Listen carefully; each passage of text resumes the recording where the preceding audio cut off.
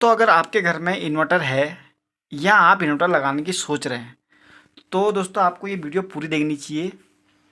आज की दोस्तों वीडियो में हम बात करने वाले हैं कि आपका एक वायर से घर में कैसे आपकी लाइट जल जाती है जब आपकी मेन लाइट नहीं होती है। तो पूरा देखने की कोशिश कीजिएगा। आपको मैं एक वायर से आपका इन्वर्टर कैसे चलता है और इन्वर्टर आपने कैसे लगाना है इस वीडियो में आपको मैं पूरी जानकारी दूंगा A to Z।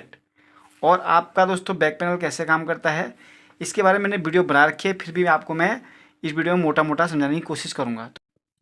तो दोस्तों सबसे पहले हम बात करेंगे इन्वर्टर की। जब आप एक इन्वर्टर लाते हैं तो इसको आप असेंबल खुद भी कर सकते हैं दोस्तों। ये आपका UPS है इन्वर्टर, ठीक है।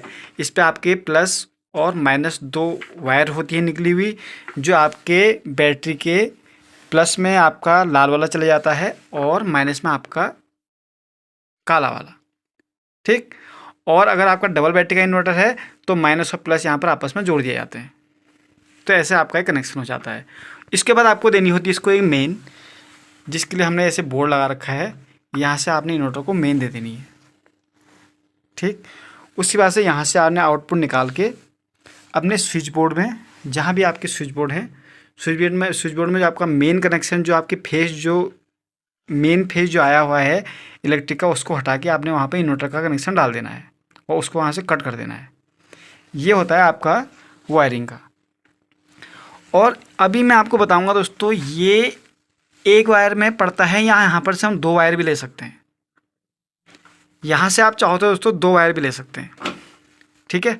हमने अभी एक वायर ले रखा है, आप चाहो तो 2 वायर भी ले सकते हैं। और 2 वायर लेके दोस्तों कोई फ़ायदा नहीं है, क्योंकि इन्वर्टर हमें न्यूट्रल प्रोवाइड कर देता है। और वो कैसे करता है उसके बारे में इस वीडियो में आपको मैं पूरा बताऊंगा। और देखिए यहाँ पर हमारे होते हैं जो रेगुलेटेड, अनरेगुलेटेड। ये रेगुलेटेड मोड के हमें क्यों रखना होता है और अनरेगुलेटेड मोड में क्यों रखना होता है, इसका भी बारे में आपको मैं बताने वाला हूँ। तो सबसे पहले हम बात करेंगे सिंगल वायर का दोस्तों वीडियो को लंबा नहीं करूँगा, आपको मैं सबसे पहले बता देता हूँ। देखिए ये वायर से दोस्तों हमारे अंदर जो आता है फेस जाता है। और फेस अगर आपने इन्वर्टर की सही वायरिंग कर रखी है, ये हमारा देखिए इन्वर्टर का मेन कॉर्ड है, ठीक है। इसके बारे में ये देखिए, यहाँ से आया हमारा, ये आया और इसके लिए यहाँ पर एक MCB दे दी है। अगर आपके इन्वर्टर में MCB नहीं है तो वहाँ पर फ्यूज लगा हुआ होगा। ये इसलिए होता है, कभी बाहर से फ्लैक्चुएट या कोई ओवर घर के अंदर को ओवरलोड हो जाए ज़्यादा, तो उस कंडीशन में ये MCB हमारी ट्रिप हो जाती है, ठीक। ये तो हो गया इसका दोस्तों। उसके बाद से हमारा दोस्तों हम फेस यहाँ से ले लेते हैं और न्यूट्रल हमें यहाँ के थ्रू मिलता है। लेकिन होता क्या है कि यहाँ पर हम एक ही वायर लगाते हैं जिससे हमारी लाइट जल जाती है, तो न्यूट्रल हमें कहाँ से मिलता है। तो पहले हम बात करेंगे। देखिए दोस्तों, ऐसा नहीं है कि हमारा यहाँ से, ये देखिए मैं यहाँ से लगाऊंगा 2। दोस्तों ये देखिए मैंने यहाँ से टेस्ट लैंप लगाया और हमारा बल्ब जल गया, ठीक है। ये है, अगर हम यहाँ से 2 वायर भी ले आते हैं घर के अंदर को तो हमारा फिर भी इन्वर्टर काम करेगा।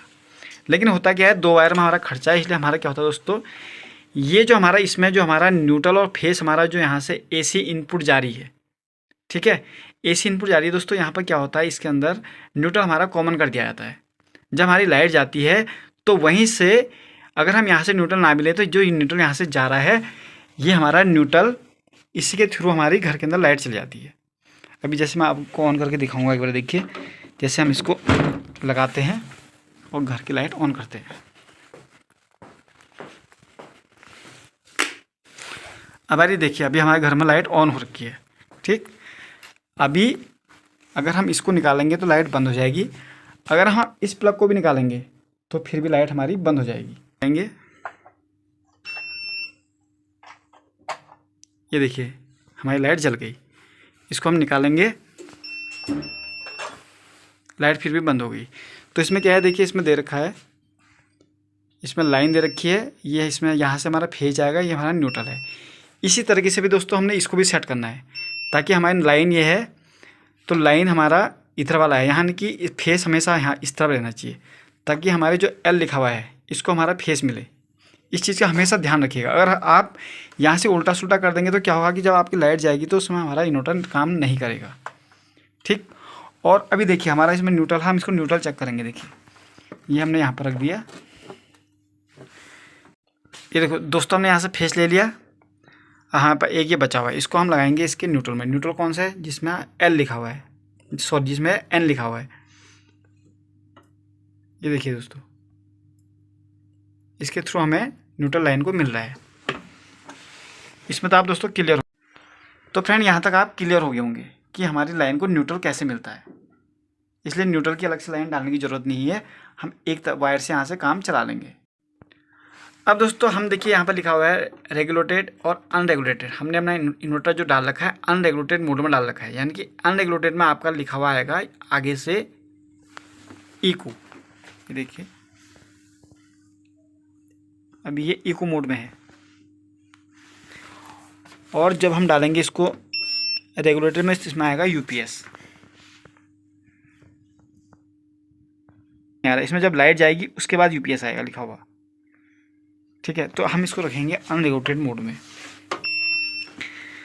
दोस्तों सीधे सीधे शब्दों में आप समझिए, अनरेगुलेटेड मोड में रखने का हमें फ़ायदा जो होता है वो इसलिए होता है, जैसे हमारे घरों में जो हमारी एसी आ रही है 230, अगर उसमें कहीं बाहर फ्लैक्चुएशन हो रही है, कोई चीज़ हो रही है, उसमें क्या होता है, जो इसके अंदर हमारे कार्ड लगाया हुआ है, ठीक है, जो कार्ड लगाया है, जो एसी को डीसी, डीसी को एसी कर रहा है, वो कार्ड हमारा ख़राब हो जाता है फ्लैक्चुएशन की वजह से।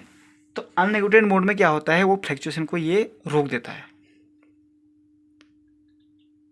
और इको मोड में ये नहीं रुकता है। इको मोड में ये यूपीएस मोड में होता है, उसमें ये काम नहीं करता है। तो अनरेगुलेटेड मोड में अगर आप अपना इन्वर्टर रखते हैं तो फ्लैक्चुएशन से आपकी इन्वर्टर की लाइफ बढ़ जाती है, आपका कार्ड जो होता है डैमेज नहीं हो पाता है। इतना आप समझ गए होंगे दोस्तों। अब बात करेंगे दोस्तों, अगर आप इन्वर्टर लगाते हैं तो सबसे मैं एक बार फिर आपको बताता हूँ मैं, आपने अपनी बैटरी जोड़ लेनी है, ब्लैक वाले को माइनस में, इसको प्लस में, ठीक। उसके बाद से यहाँ से आपने एक वायर ले आना है। इस वायर को दोस्तों अगर जैसे आप अपने स्विच बोर्ड में ले जाते हैं, जो हमारा स्विच बोर्ड लगा रहता है, जैसे कि देखिए हमारा ये स्विच बोर्ड लगा हुआ है, इसमें जब तक हाँ इन्वर्टर नहीं होता है तब तक हमारी इसमें एसी की वायर आई रहती है, फेस। जो फेस आया रहता है, इसमें हमने जिस भी स्विच में इन्वर्टर देना है तो वहाँ से उस फेस को हम हटा देते हैं, और वहाँ पर एक वायर इन्वर्टर का जो बाहर से हम ला रहे हैं उसको जोड़ देते हैं, तो वो स्विच हमारा इन्वर्टर से काम करने लग जाता है। अभी हमने जैसे कि अपना इन्वर्टर दे रखा है यहाँ पर एमसीबी बोर्ड में दे रखा है, हमने स्विच बोर्ड में लाइन नहीं लाए हैं, हम डायरेक्ट एमसीबी बोर्ड में लाए हैं। तो यहाँ पर हमने क्या किया है दोस्तों, देखिए 6 एम्पीयर जो है हमारा है लाइट का सर्किट है, तो यहाँ से जो हमारी एसी की सप्लाई जो थी, हमारी मेन सप्लाई, उसका वायर हमने यहाँ से हटा दिया है, और 6 एम्पीयर की जितनी एमसीबी हैं,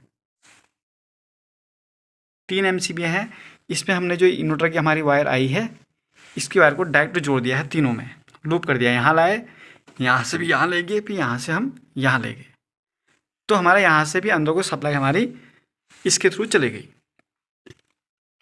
दोस्तों उम्मीद करता हूँ वीडियो आपको समझ में आया होगा। अगर फिर भी कहीं पर कोई समझ में नहीं आया तो डिस्क्रिप्शन में मेरा मोबाइल नंबर है, वहाँ जाके मेरे को आप कॉल कर सकते हैं। अगर आप एक इन्वर्टर लेके आ रहे हैं या आपके इन्वर्टर में कोई दिक्कत है तो आप मुझे कॉल कर सकते हैं। और नेक्स्ट वीडियो में दोस्तों आप ये देखते हैं, ये डीबी देखेंगे, फ्रंट कैमरे सिखाता हूँ दोस्तों। ये डीबी है 3 फेस की, इसमें दोस्तों 1 2 3 फेस आए हैं, एक न्यूट्रल आया है। एक फेस हमारा यहाँ है, एक फेस हमारा यहाँ है, एक फेस हमारा यहाँ है दोस्तों। इसी वायरिंग करते कैसे, ऊपर से दोस्तों आरसीसी भी लगी हुई है, 3 आरसीसी भी लगी हुई है। आरसीसी भी हम क्यों लगाते हैं, और 3 फेस की इस वायरिंग में आरसीसी भी क्यों लगाना ज़रूरी है। लगाने को आप सिंगल फेस में भी लगा सकते हैं, लेकिन सिंगल फेस आरसीसी भी दोस्तों आप सिंगल फेस की जहाँ पर वायरिंग होती है वहाँ भी लगा सकते हैं, लेकिन 3 फेस में इसका महत्व क्यों है, इसके बारे में इस डीबी का पूरा बताएंगे। अभी इसमें क्या है दोस्तों, देखिए अभी मैं इस घर में आया हूँ, यहाँ आरसीसी भी काम नहीं कर रही है, क्योंकि जिसने कनेक्शन किया उसको आरसीसी जब उसने इन्वर्टर जोड़ा तो न्यूट्रल कॉमन हो गया, जिसकी वजह से आरसीसी भी ट्रिप करना शुरू हुई और उसने सारे आरसीसी कनेक्शन हटा दिए। तो उस आरसीसी कनेक्शन को हम दोबारा करेंगे और सर्किट सारे अलग अलग करेंगे, और उस सर्किट को कैसे अलग अलग करना है, कैसे आप सर्किट अलग करते हैं, कैसे हर सर्किट में न्यूट्रल चेक करते हैं, कैसे हर सर्किट का फेस चेक करते हैं, उसके बारे में उस वीडियो में मैं आपको पूरा बताऊँगा। तो कल मिलते हैं दोस्तों ये ऐसी वीडियो के साथ, तब तक के लिए बाय, जय हिंद।